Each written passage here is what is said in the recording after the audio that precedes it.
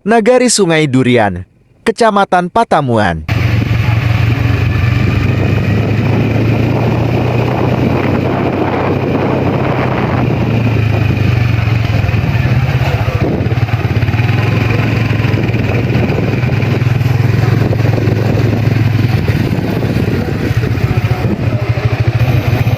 Jembatan Lubuak Napa, batas wilayah Kecamatan Patamuan, Padang Sago.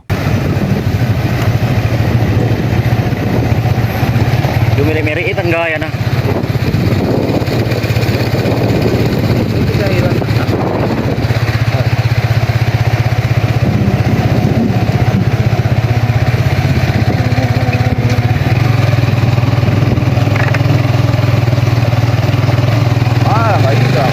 Bawa semego.